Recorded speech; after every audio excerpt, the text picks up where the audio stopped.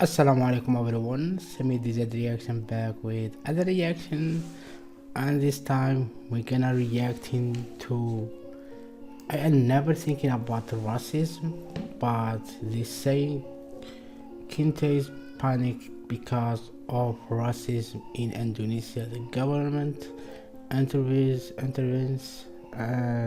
sibling BSK and TZ Kent. In Arabish يساعد بين مستخدمي الإنترنت الكوريين بسبب العنصرية في الأندونيسيا. تدخل الحكومة سيلينيز ضد مستخدمي الإنترنت الكوريين. Yeah, that's great. I love this. So my name is Samir from Argentina, North Africa, between Morocco and Tunisia reaction.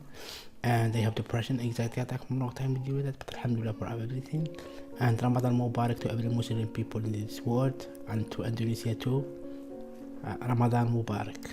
So let's start right now with 3, 2, wait, it's not starting. So I have depression and anxiety attack and I do that for a long time. But I have a problem between me and my dad. I write the comment in the description to explain everything to you, and that means so much to me if you read the comment and maybe you can help with anything. That's amazing. So yeah, let's start right now with 3, 2, 1. It's coming right now. Let's start. Let's go see what's going on here. Okay. Everything great. Okay. 엄청난 비판과 미움을 받기도 하는 경찰 조직에 몸담고 있으면서 저 역시도 애정과 Bayangkan jika komentar rasis di media sosial tidak lagi sekedar dihapus, tapi berujung penangkapan oleh negara. Inilah yang resmi akan dilakukan oleh Departemen Kepolisian Korea Selatan. Warga Korea Selatan yang memprovokasi perang digital antara warganet Korea atau yang dikenal sebagai K-Nets dengan warganet ASEAN alias siblings kini terancam hukuman negara. Kenapa pemerintah Korea Selatan akhirnya turun tangan? Dan mengapa Indonesia disebut sebagai kunci utama dalam keputusan besar ini? Simak sampai akhir, karena fakta di balik konflik ini jauh lebih serius dari yang terlihat di media sosial.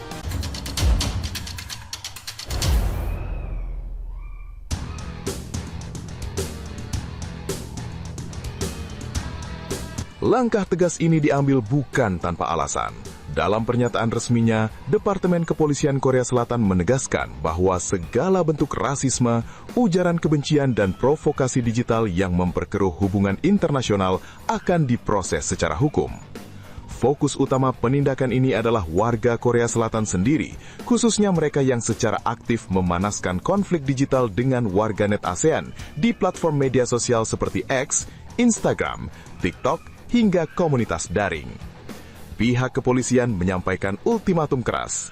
Siapapun warga Korea Selatan yang terbukti melakukan rasisme di dunia maya akan dikenai sanksi hukum tanpa pandang bulu. Ini bukan lagi sekedar imbauan moral, melainkan peringatan resmi negara. Mengapa langkah ini begitu serius? Jawabannya mengarah pada ASEAN dan secara spesifik pada Indonesia. Indonesia diketahui sebagai negara dengan penggemar Korea terbesar di dunia, mulai dari K-pop, drakor, fashion, kuliner, hingga gaya hidup Korea. Bagi Korea Selatan, Indonesia bukan hanya pasar hiburan, tetapi aset ekonomi dan budaya yang sangat besar. Ketika konflik rasis ini merebak, citra Korea Selatan ikut terancam. Banyak laporan menyebutkan bahwa rasisme K-Nets di media sosial telah berdampak langsung pada industri hiburan Korea. Beberapa konsekuensi yang mulai terasa: produsen film kehilangan penonton internasional, agensi musik mengalami penurunan fanbase, brand besar menarik kerjasama endorsement, dan jutaan fans ASEAN menyatakan boykot. Kerugian ini bukan isu kecil. Bagi negara yang menjadikan budaya pop sebagai soft power utama, konflik digital semacam ini bisa menjadi bom waktu ekonomi. Lalu bagaimana semua ini bermula? Konflik ini diketahui berasal dari sebuah konser di Malaysia. Sebuah insiden kecil yang terjadi di lokasi konser awalnya tidak terlalu diperhatikan. Namun segalanya berubah ketika potongan video dan komentar provokatif diunggah ke media sosial. Dalam hitungan jam, video viral, komentar rasis bermunculan, K-Nets dan siblings saling serang, dan narasi kebencian berkembang liar. Media sosial akhirnya menjadi medan perang digital, dan konflik pun membesar tanpa kendali. Hingga saat ini, meskipun sudah ada peringatan resmi, perang digital K-Nets versus siblings masih terus berlanjut. Komentar bernada merendahkan bangsa, menghina budaya, menyerang identitas nasional, hingga menghina agama terus bermunculan dan semakin ekstrim. Inilah yang membuat pemerintah Korea Selatan tidak punya pilihan lain selain turun tangan langsung. Langkah kepolisian ini juga membawa pesan penting, rasisme bukan kebebasan berpendapat. Negara ingin menegaskan bahwa dunia maya bukan zona bebas hukum.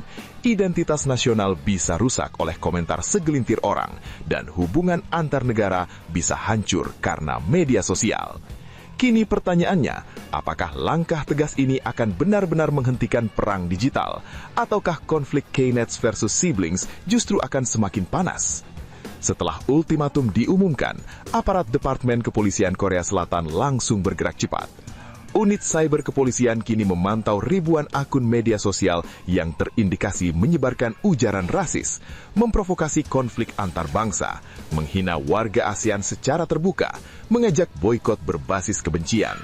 Yang mengejutkan, mayoritas akun tersebut bukan akun anonim, melainkan akun pribadi dengan identitas jelas. Artinya risiko penangkapan bukan isapan jempol. Pihak kepolisian menegaskan, bukti digital seperti komentar, unggahan, dan tangkapan layar sudah cukup kuat untuk menjerat pelaku secara hukum. Sejak pengumuman ini, suasana di komunitas daring Korea Selatan berubah drastis. Banyak warganet mulai menghapus komentar lama, menonaktifkan akun, mengunci kolom komentar, dan meminta maaf secara terbuka kepada warganet ASEAN. Fenomena ini menunjukkan satu hal penting, ancaman hukum benar-benar membuat efek jera. Topik penangkapan K-Nets bahkan sempat menjadi perbincangan panas di forum-forum daring Korea. Dalam beberapa analisis media Asia, disebutkan bahwa Indonesia memiliki peran besar dalam kebijakan ini. Alasannya jelas, Indonesia adalah pasar K-pop terbesar, penonton drakor terbanyak, basis fans fanatik yang mempengaruhi popularitas global, negara dengan interaksi digital tertinggi dengan konten Korea. Ketika konflik rasis ini menyeret nama Indonesia, pemerintah Korea Selatan menyadari bahwa dampaknya bisa jauh lebih luas dari sekedar drama warganet. Beberapa pengamat industri hiburan menyebut jika konflik ini dibiarkan, tur konser di Asia Tenggara terancam sepi, penjualan album bisa turun drastis, drama Korea kehilangan rating internasional, dan brand global enggan bekerja sama. Inilah yang membuat pemerintah Korea Selatan tidak lagi berpihak pada pembelaan emosional K-Nets, melainkan memilih menyelamatkan citra negara. Perang digital ini tidak lagi dipandang sebagai konflik biasa antar warganet. Beberapa pengamat menyebut bahwa ketegangan K-Nets versus siblings telah menarik perhatian komunitas internasional, menyentuh isu diskriminasi rasial, berpotensi merusak hubungan regional. Bahkan konflik ini disebut-sebut mencoreng citra ASEAN sebagai kawasan yang menjunjung keberagaman budaya dan toleransi. Bagi pemerintah Korea Selatan, situasi ini menjadi dilema serius. Di satu sisi, mereka harus melindungi kebebasan berekspresi. Namun di sisi lain, nama baik negara dipertaruhkan dan hubungan antar negara bisa terganggu. Apalagi ketika sentimen negatif mulai meluas di negara-negara ASEAN, terutama Indonesia yang selama ini dikenal sangat dekat dengan budaya Korea. Di media sosial, banyak fans K-pop dan drakor dari ASEAN menyuarakan kekecewaan. Beberapa pernyataan yang ramai muncul. Kami mencintai budayanya, tapi disakiti oleh warganetnya. Idol kami tidak salah, tapi rasisme ini nyata. Kami fans, bukan target hinaan. Sentimen ini menjadi alarm keras bagi industri hiburan Korea, karena fans ASEAN selama ini dikenal loyal, konsisten membeli album, dan aktif menaikkan trending, menjadi tulang punggung popularitas global. Langkah tegas kepolisian Korea Selatan menjadi penanda era baru. Dunia digital tidak lagi tanpa konsekuensi. Apa yang dulu dianggap cuma komentar, cuma bercanda, cuma nasionalisme, kini bisa berubah menjadi bukti hukum, masalah negara, dan catatan kriminal. Kini semuanya bergantung pada langkah selanjutnya. Apakah penangkapan pertama akan diumumkan secara terbuka dan menjadi contoh nyata bagi dunia, atau justru memicu gelombang kemarahan baru di media sosial? Satu hal yang pasti, perang digital Knets versus Siblings telah melewati batas wajar. Dan ketika negara sudah bicara, tidak ada lagi ruang untuk berlindung di layar kaca. Bagaimana menurut kalian? Tulis pendapatmu di kolom komentar. Sampai jumpa di video berikutnya. Tetap dukung sepak bola Indonesia dan jangan lupa like dan subscribe channel ini. Karena satu like dan satu subscribe kalian itu ternyata bisa menambah pahala. Dan bagi orang baik yang sudah subscribe dan like channel ini, saya ucapkan banyak terima kasih. Salam Garuda untuk Nusantara. I love this, you know, about the racism and stuff they doing. Maybe broken someone, or someone be broken before, and be racism about him. That hate and that a lot of things not need to remove from this earth, you know. And supporting Indonesia and supporting my love to you. And thank you so much for watching and finish the video with me. And I'm sorry about the noise, what happened in my close room to my brother. I'm sorry for that, the problem noise. And yeah, happy Ramadan, Ramadan Mubarak. Leave the comment description about me and problem between me and my dad. That's up to you, it is your choice. And thank you so much for being here, watching, and thank you so much. This means a lot to me.